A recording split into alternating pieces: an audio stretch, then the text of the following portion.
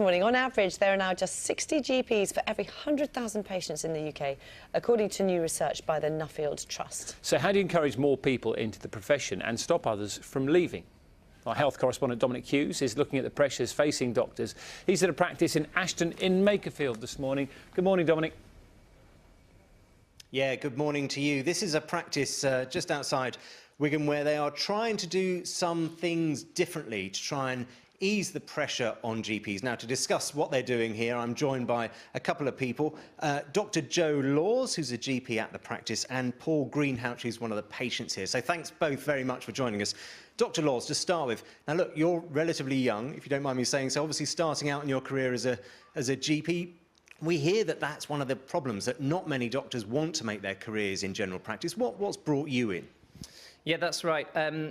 I came into general practice 3 years ago because I love working with people, and working in general practice really gives me the opportunity to get to know my patients. So for me, that's really the most important thing about my job, and I find it very rewarding. And we hear lots about the pressures that GPs face and the danger of burnout. I mean, how do you guard against that at this stage of your career? I think it's really important to be aware of burnout as a GP, because we do have a tremendous pressure in our job. So for me, really, it's about flexible working and making sure that you're working, a number of hours to suit you, but also making sure that you've got good teams to support you in practice. So in terms of support with all of your work on a day-to-day basis, but also making sure that you're doing things within your competence as well.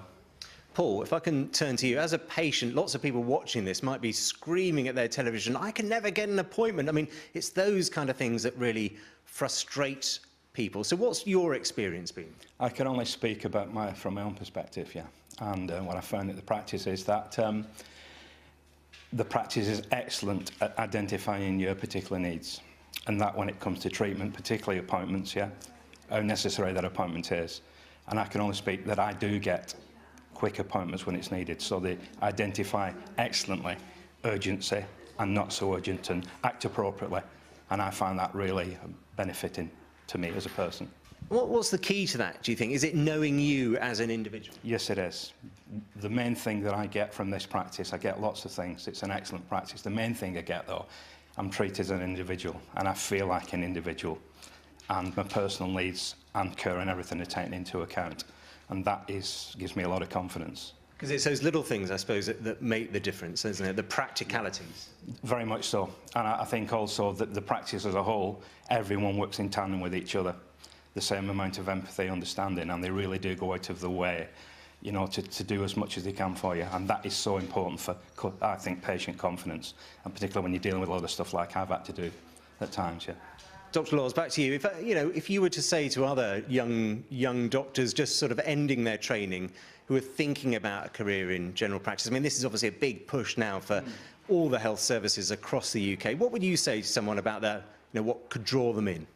I think you need to know what you're getting yourself into, but you also need to be sensible and pragmatic about where you work. So I'm working in a practice where there is flexible working. I can take my holiday when I want to take it, and for me that's really important. But also, I'm safety netted by a good group who help and support me along the way. Also, really important that we're working in practices that are very innovative, and I think working where I work, we're innovative, we're looking forward to the future, we're putting lots of things in place to help our patients, and that's the most important thing. That's what rewards me and makes me want to be a GP. Dr. Laws and Paul, thank you both very much for joining us. Now we'll be bringing you lots of coverage across the day on BBC News around the pressures on GPs. In the meantime, back to you in the studio. Yes, thank you very much indeed, Dominic. Thank you. You're watching Breakfast. Lots to come on the programme shortly. More creativity, I think we're having as well, aren't we? A bit more creativity. I know that Sally's been drawing, Carol's been drawing. Yes.